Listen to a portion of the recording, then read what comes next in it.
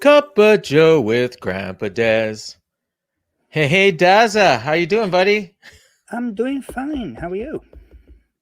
I'm excellent. I'm excellent. I'm so glad to see you. I don't think we've seen each other in person. I think it's 2018 maybe. SummerSlam weekend in Vegas. Yeah, it was. I think the last time we saw each other was the karaoke at that little Right. Vietnamese. I think it was a Vietnamese place, but we were Yep. there till about 3 in the morning. So As we were leaving there. was that the first time we went to that place? Do you remember I if think it. Yeah, I think that was. Okay, so Because you weren't I there. remember. Go ahead. I remember that me and you did a duet. We Right. Okay, so you sang. We sang that song. 20, Journey. 21 years living next door to Alice. Oh my goodness, Remember that? yes, the Smokey song. Yeah, yeah, But yeah. we did the X-rated version, Yes, the one yes, with with the Pull the F yeah, is Alice. So we did, yeah, yeah, which some Alice, people didn't Alice. quite get. Yeah, No, no, in the fact, Chubby Brown version. so Smokey I think was a much bigger band in the UK than it was here, right? And they're still touring like to this day. Chris Norman, right? Yeah, yeah, yeah. I actually saw them in concert a few years back. I'm so jealous. They're still. It was actually a Legends show, and they had Leo Sayer, who I don't think Yeah. you've heard of. Oh yeah. No, we've talked about him. Oh, Yeah. you've heard of him? Oh, Oh right, yeah, okay. more than Yeah, I can Leo Sayer. say. I love that song. Yeah, yeah. Please And don't Hot tell me. Please Chocolate. don't tell And me Susie Quattro. Was Susie Quattro there? no. Okay. The main the headliner was David Cassidy. Oh yeah, And from he Partridge absolutely Family. bombed. Yeah, he absolutely bombed. Because and he was the reason I went, because I took my mum. I took my mum to see him, because she was like she knew him growing up. She always wanted to see him, so I took her to see this concert. And the opening three bands were great, but he came out and he was absolutely terrible. I think I remember you. Yeah, it was just like really unprepared. I think I remember you talking about this in the Fight Game group. Really Actually, no. Yeah, it's the only concert I've been to where the an act on it was just basically just like really bad. There were people walking out. I've never seen so many middle-aged women walking out of a concert pissed off. Wow. It was like really, it was awful. But it was like cringeworthy. But Leo Sayer and Chris Norman were good. Oh yeah, the other three acts were great. I mean, Leo Sayer. Okay. The thing is, Leo Sayer, he sang all the songs that you knew, all his hits, and David Cassidy was doing all these like weird cover versions and these like little folk song type things that nobody knew.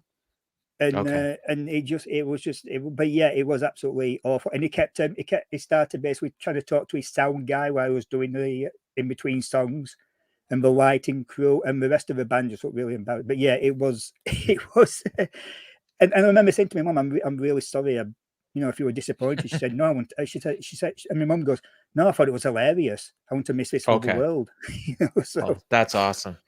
The only concert I ever went to with my mom was Alice Cooper, and because that was her favorite artist, and he was performing at a festival, an outdoor festival, about a 3-hour drive from us. So I took her there, and we saw David Essex performed at that as well. And I can't remember who else, but Alice Cooper was the big one, and we had so much fun. The reason I brought that up, I asked about the karaoke, was the last time I was in Vegas, and I couldn't remember if you were there, and I don't think you were, or it wasn't the last time, but the last time I was at Go Karaoke, Oliver Kopp, our friend, was with us, and my sister, Jessica, who you've never met, but she, so I had Oliver Kopp is going to be on the show tomorrow, and we've already recorded. And I surprised Oliver by bringing Jessica on the show. And so if you watch, you'll see Oliver, we're having a good conversation. He's kind of looking at me like you are now. And as soon as Jessica comes on the screen, his face just lights up. He was so happy to see her because they just became really great friends in Vegas, and we had a great conversation. She was on with us for about 15 minutes, and then she left, and then Oliver and I continued our conversation. And he was so much looser after that. He was so happy to see Jessica. It was a great moment, and I'm glad we captured it on video because his face like just lit up, and yeah, it was so great. So Dazza, when we talked about this, you had a great idea, and I've been thinking a lot about it, and you're a big movie guy, and we're going to talk about movies. But you want to talk about movies that people watch at Christmas, or that we watch at Christmas, that aren't necessarily Christmas movies, right? So I was thinking about it, and I don't watch a lot of movies, but at Christmas time, because you have time off work and because there's no new shows on TV, I tend to watch more movies, So what I do personally is I will go back and watch movies from the last year or two that I may have missed in the cinemas. And what I've done is I've actually relied on you, because you always publish your year-end list. And so I will go back and I'll look at the movies you recommend and I'll watch them. So I think last year, I don't remember which one it was, but I remember one year Brooklyn you had recommended, I think. A couple of years ago with Saoirse Ronan, or is that her name? Do you know the movie I'm talking about? Yeah, I do. That's not one I've seen though, so I think somebody. Oh, okay. So maybe it wasn't that. Maybe it wasn't you that recommended it then. But last year you definitely recommended one that I watched, and I was like so happy. And then I went and watched a couple more. The Irishman I watched last year at Christmas time because I think it had come out earlier in the month. And then I will also go back and watch. So the older movies that I'll go back and I'll watch every year are Dazed and Confused, for whatever reason, just because I have time.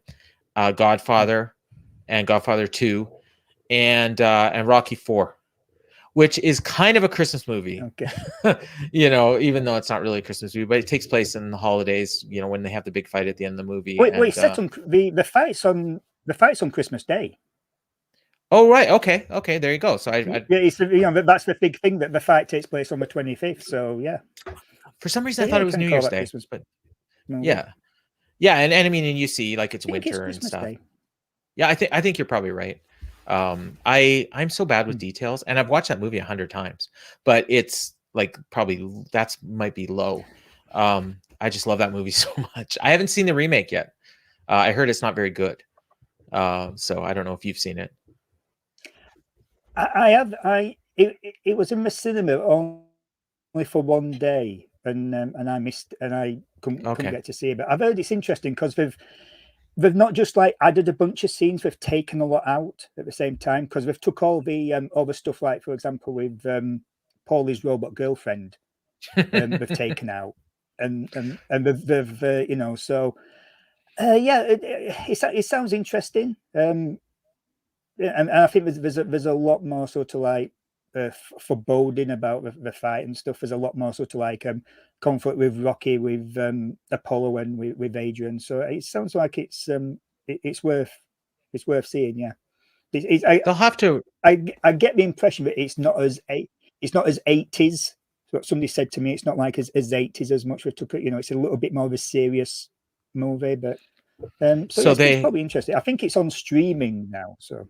I was going to say they will have to release it so that people can watch it, because there's clearly a market for Rocky, and that is basically almost like a prequel to Creed 2 in a way. There's similarities in those two movies.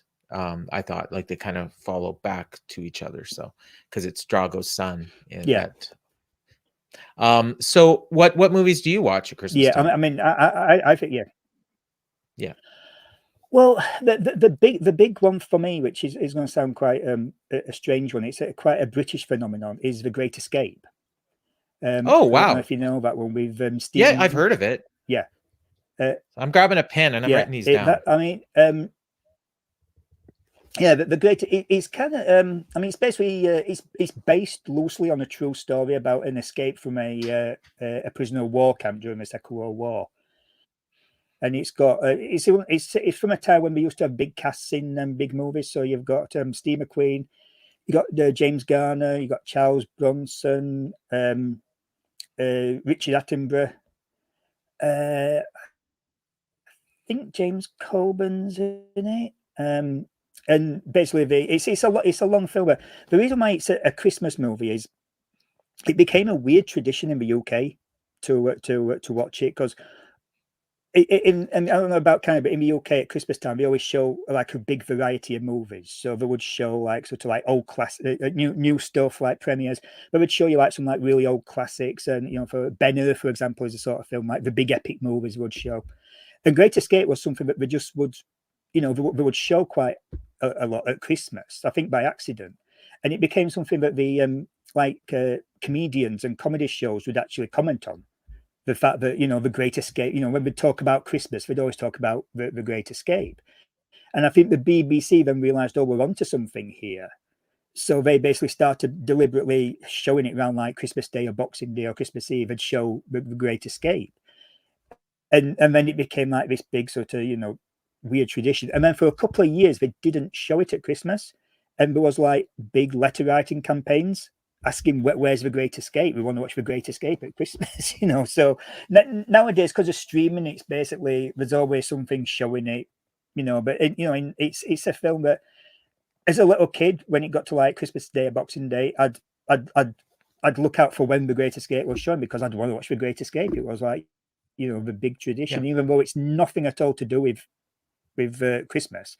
It was just like that big sort of that big movie, and it's a great film. I mean, it's sort of, and it's got that iconic Steve McQueen on the motorbike at the end, sort of with this great character that's basically just sort of like, everyone else is doing these like really intricate plans of when they escape the camp, how they're going to make it over the border, and they're basically going in disguises, getting tickets and stuff. And Steve McQueen basically he escapes and steals a motorbike and just tries to ride out to Switzerland. Just this really cool character.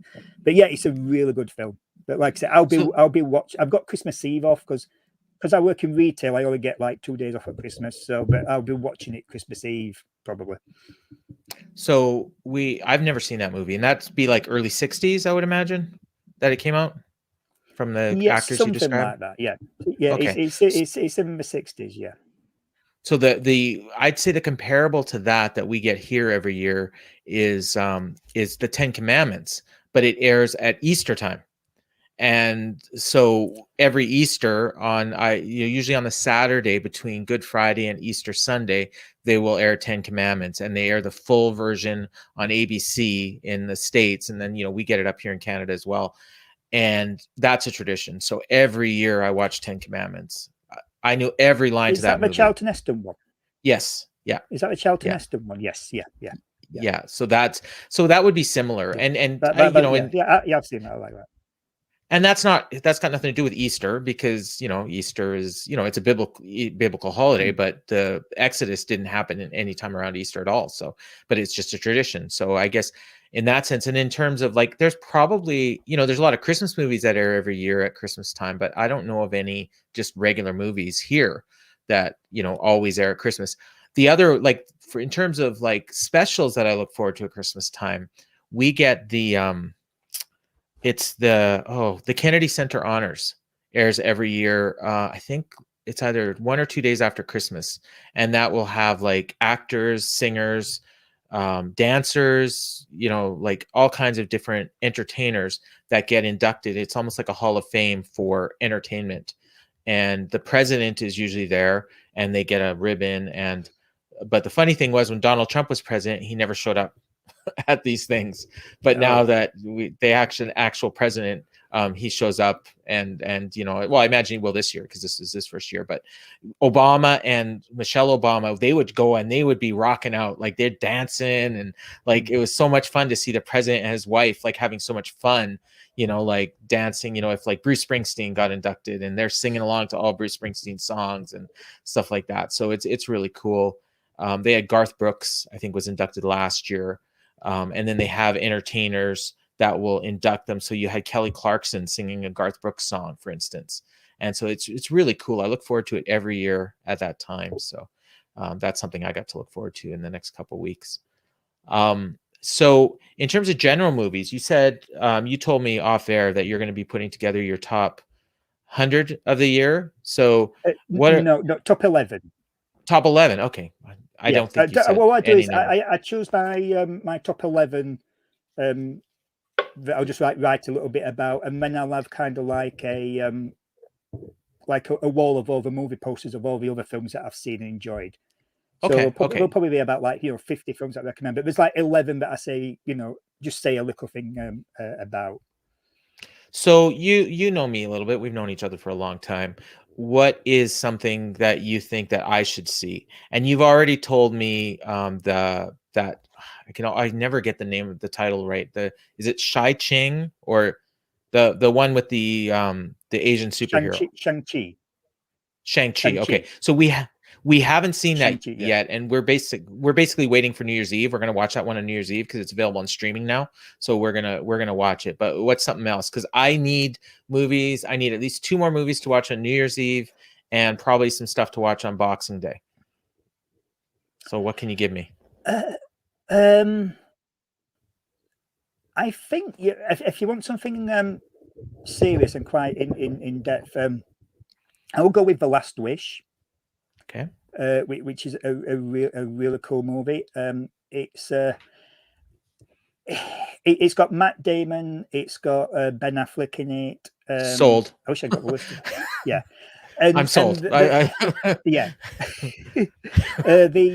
The premise of this film is basically you basically get the same story 3 times, because it's about Matt Damon is this knight, and his wife basically gets assaulted by a fellow knight, a friend of his, and you see it from each person's perspective. So you see it from basically Matt Damon's perspective, the actual story, and then you see it from his friend's perspective, and then you see it from his wife's perspective. And the ending is that basically they have a trial, and it ends in a trial by combat, and to determine basically if she is basically who is telling the truth. So it's kind of got it, but this is like based on the true story, because this used to happen in France back in the day, and it's got a lot of depth to it, because it's like the best films. It's also about something that's happening in modern time. It's basically about the you can read it. It's about the treatment of women, about sort of like women being believed when they say they're being assaulted. It's about male ego, because even though she's the one that's being raped, it's seen as basically a slight against the Matt Damon character, and it's a really great in-depth movie. The fight at the end is absolutely amazing. It's basically a fight to the death, kind of to prove the honor. But it's the thing about it is that no one seems to be concerned about what happened to the woman. They're more concerned about the the honor of the 2 men who are basically in this particular But it's a really good movie. It Adam Driver and Jodie Comer. Sorry, I've just had to look this up. Adam Driver is the other night, and Jodie Oh my Comer, goodness! Wow. Yeah. So it's a really good film. It's got a really good cast. It kind of bombed at the box office, and it's one of these sad things. I don't know if it's just one of these things that people, it's a long film, and it's one of these films that's really hard to market and to make it sound like an exciting movie. But I think you would really like that. But like I said, the 3, because there's you see the same story, but just like little differences each time. But basically, from their perspective. So it's almost like 3 films in one. And I think that's. Yeah, and then you get the the battle at the end, but it's all about sort of male rage, male toxicity. There's all these different elements you can bring to it. But I would really I think because on the UK it's out on Stars on Disney Plus. Okay, now, which, so I don't know should if be able to get. find Do you it get somewhere. Stars as part of Disney Plus? Yeah, We get We get it on something called Crave here, so we do get stars. So Okay. we probably have it. Yeah. Now, is there? I really like biopics, and I know Spencer just came out. I'm sure I can't get it on streaming yet, but is there any good biopics that you've seen? Oh, that's a tough one. Okay. Off the top of my head, I can't remember it. Okay. Sorry to put you on the But I mean, spot. I can't remember. Yeah, put me on the spot there. I might just go watch some old I can't ones. remember any biopics that I've seen. Okay. I saw. Did you ever see? I've got to. Did you ever see the Hank Williams one? I watched that one on my last No. holiday. It stars an Englishman playing Hank Williams, believe it or not. Okay. It's called "I Saw the Light," which is a title of one of his songs. I'd recommend that one to go watch it if you like biopics. I can't remember the gentleman's name that played Hank, but he's definitely English. Our friend David Lovell, I talked to him about it, and he'd seen it, or he hadn't seen it, but he's a big fan of Hank Williams, so he said he was going to make a point of seeing it. It tells a really good story about his battle with alcoholism, and and the guy, he did a really good job playing Hank Williams and doing the songs and everything. So I'll tell you that one. So we're getting close. I always say when I see the clock on the wall hit the 20-minute mark, I want to try to get close to wrapping it up, and we just went over that. But we talked about this off air, and I wanted to make sure you got a chance to show this, because you developed a project over the COVID, when we had the COVID shutdown, and you've been posting them on Facebook and stuff, and anybody that's friends with you will have seen them, but there might be some people watching this that haven't seen you and aren't friends with you, and by God, take care of that. Send Dazza a friend request, because he's awesome on Facebook. But show some of the stuff you've created, which I think are just incredible. These little figurines. Okay. So when, just to give a bit of background, because I've never really I've done a bit of sketching in my life. I've never done anything craft wise. It's just something I've never really had any like sort of talent or patience for. And when the first lockdown hit, I basically wanted to do something, spend my time, just come up with like a new hobby, and I just basically started doing little clay models. And then being a big wrestling fan, that was kind of my theme. So I'll see if I can show this. So this is my demolition smash. Okay. So so that is Smash. Yeah. Oh wow. Yeah, so I've seen that one. The tongue. So good.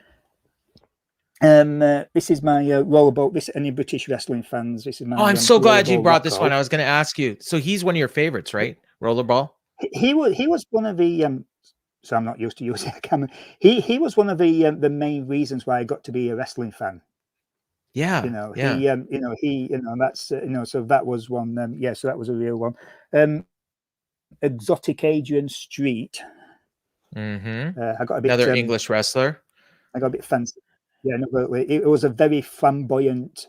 Yeah, like an Adrian Adonis, Gorgeous George type. Yeah, that sort of thing. Yeah, so that's that one. And I've also done a few comic ones. These are some of my favorite. This is my my Judge Dredd one. Okay, and I will have to take your word for it. Yeah, I really like doing that, because it basically being a comic character. It looked a lot like basically something from the comic. So that's my Judge Dredd. And then this is probably the most intricate one I've done. This is Mongrel. Wow! It was in a comic called 2000 AD. This comic strip called the ABC Warriors, which were basically like a team of robots who were kind of like a dirty version of the Transformers. And that's that's that one. So I just increased my screen size so I could take a better look at that. That is so cool. Yeah. Yeah. Oh wow. Yeah. It's just a little thing that I that started, and I've done about like 50 odd of them now. It's sort of but yeah, it's just it was really therapeutic at a time when you could you needed a bit of a distraction and feel like you're doing something a little bit positive. And the actual the modeling side of it is quite intense, because I use air drying clay, which basically just, you don't have to use a kiln, it just dries, but it starts to dry as you're doing it. So you have to basically do it really, really quick. If you're making the mistakes, you got to do everything. But the painting of it is like really therapeutic, so that you can take your time and be creative and that. But yeah, it's fun because every single one of them, when I've sort of made in clay, I thought, oh, I've made a mess about. But when you paint them, and you can sort of like, it's you can basically mess around with them and stuff, and it's a lot of fun. You made like you got so much better at it, because I remember the first couple that you did, like you even joked, like you said, like this is rubbish, but I did it, and then you got really good. But I mean, even the stuff you said was rubbish was way better than what I could do. My dad, I might have told you this. My dad, when and it's my stepdad actually, when he was laid up from work, he fell off a ladder and broke his jaw, and he was off work for about 10 months. He had a project so he wouldn't go crazy. He made a ceramic chess set. And so he did every single piece by hand. And they were like just beautiful. And I have them. Like when he passed away, I made sure I got that out of his apartment, and I got it, and it's in a box in our storage room. And I look at it every once in a while. I'm just amazed that he created this, because he, again, like you, was not the type of person that would do something like that normally, but he just needed an outlet, otherwise he probably would have gone crazy. Me, I spent my time playing video games and listening to music. So I posted my Facebook thing yesterday, and apparently I listened to I Will Follow Him by Little Piggy March 137 times in 2021. I don't know if you know that song. It's like, I love him, I love him, I love him, and where he goes, I'll follow, I'll follow, I'll follow. Like that one. Yeah, 137 times. So wasn't that in Sister Act? I think so. Yeah. I know the song, but I know it from I don't know the original, but I know it from Sister Act. Yeah. And I listened to Dion, the artist from Dion and the Belmonts, 1,832 minutes in 2021. So that's 30 hours of Dion. So I should develop a hobby like you. is my takeaway from that. I used to play a computer game called Final Fantasy. Yeah. And it would basically it would count the actual because it was basically a really long epic game, and it would count basically how much hours you'd your game length had taken, and then I would have sort of like accumulatively I would have basically played it for about 60 hours. Not over several, over the time, not obviously not only one go, but over the year, kind of sort of to complete this game, because it's one of these like quest type sort of games. So yeah, and you look at that and think, wow, I spent a lot of time on that. Yeah, well, and I'm listening, so I do the same thing. I play one game in Major League Baseball, and I'm listening to music while I'm playing the game. So all this time that I spent listening to music, I was also playing the video game. So I'm multitasking. I'm wasting my time with two different things. So before we go, I usually do this at the beginning, but we got off on a different topic at the beginning. So I wanted to put you over a bit, and I wanted to say, and some people watching, maybe they're going to be mad at you for this, but I'm not. When I started going to Vegas for these F4W conventions, and a lot of the people I've had on are people that I met there or met kind of tangentially through there. My first year I went, I was very lonely. I had I didn't really connect with anybody. I didn't make any friends, and I almost didn't go back. And then the second year I kind of went back because a couple of the people had reached out to me and said, "Hey, are you coming back?" and blah, blah, blah. So I decided to come back. And the second year I was there, I kind of hit it off with you. And you were honestly, for the first couple of years, one of the people that I literally made a point. Like, the reason I'm going is because I want to see Dazza. Now, eventually we still hang out, but we kind of develop our own little friendships within the friendship groups. You've got a few people that you're very comfortable with, that you hang out with, and I've got that too. And plus I like to spend time by myself, as do you, because I remember one year we both went early, and I spent time playing poker, and you spent time doing a lot of things you do before the rest of the group got there. And then I think we connected. One time we had dinner together, but for the most part, you were just kind of doing your own thing, because you have so much of Vegas you want to see and things you want to do that you don't necessarily want to do with other people. I is kind of how I took it. Yeah. So you would. And plus, I've sort of met people who actually live in Vegas, or people who sort of aren't part of the and people who aren't part of the actual F4W. So I'd need to connect with them at least once, and plus I go to a lot of sort of gigs and explore and stuff. So the last time I was in Vegas was it was the end of January, right before the pandemic hit. And I had connected with Carla, and we had made plans. We were going to get together for breakfast. And for whatever reason, we didn't. I think her kids were sick or something. Who knows? Maybe they had COVID. But because it was the time it was all kind of starting to hit. I don't think they did actually, but we didn't. Like, we just, for whatever reason, I mean, we could have made plans to meet together, but you always just think, okay, we'll do it next time. I'm in Vegas like 3 times a year. We'll connect next time. And now it's been almost 3 years since I've been back. And I so wish I could go back to that weekend and I'd be like, no, let's go. Like, forget about it, wear a mask, whatever. Like, we're going to get together, because now we don't have that time, and I still haven't actually met Carla face to face. We talk online all the time. And so I regret that. Carla is one of the nicest people I've ever met. She'll probably watch this. Yeah. Well, she knows it. I've said it to her, but yeah, she I mean, one of my favorite things about going to Vegas is basically getting to meet Carla and just like catching up.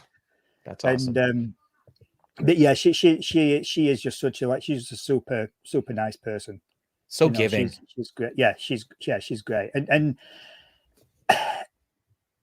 no, I mean, obviously she's basically like grew up in the fight business.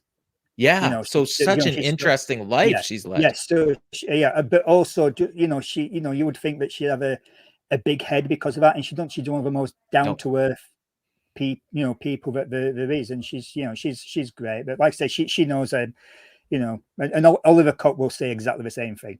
Yeah, but she's awesome. Yeah, so Oliver will be my guest tomorrow, as I mentioned earlier. So another good guy. You guys are good friends, and hopefully you watch that. I know when I told him that you were going to be on the show, he was definitely said he was going to watch, and he told me to say hi to you. So I did it off air. I'm doing it on air now. So yeah. So that's going to wrap it up. This is a little longer than we usually go, but that's okay. In fact, the last couple of shows have been like that, but I really enjoyed catching back up with you again. And I'll have to have you on again, because I promised you that you were going to get to talk to me about superhero comics and stuff. And you kind of touched on it a little bit with your action figures, but we'll have to do that next time. And maybe even get into some music. Oh, yeah, are you saying no to next time? No. I'm saying great. Great. I'd love to talk. Yeah, I enjoy this. But one thing I will say, well, you've not asked me what I'm drinking, and I got to keep. Oh shoot! Yeah. English cup of tea, Yorkshire tea. So. So what do you take in your tea? Just milk. Oh, just milk. Okay. Just milk. Yeah. Now, what if you wanted sweet? Would it be sugar or lemon? Neither. Okay, you want it. I'm drinking black. I just like I just like tea. So this has a cover. This has a cover on it because it was hot when I got it, but it's cold now. But it's Tim Hortons. Oh, okay. Yeah, just like my logo. I don't know if do you know Mike Gilbert? Doesn't ring a bell. He does the Impact reviews on Fight Game. He created that logo for me. I didn't even ask him to do it. That's how nice a guy Mike is. Yeah, he was on the show and he basically said, your logo's terrible. And so he made me a new one. and it's awesome. Yeah. So speaking of the logo, we should wrap it up and we'll see a bigger picture of the logo and we'll wrap the show up like we always do. So for Dazza, Darren, I am Grampa Dez, and this has been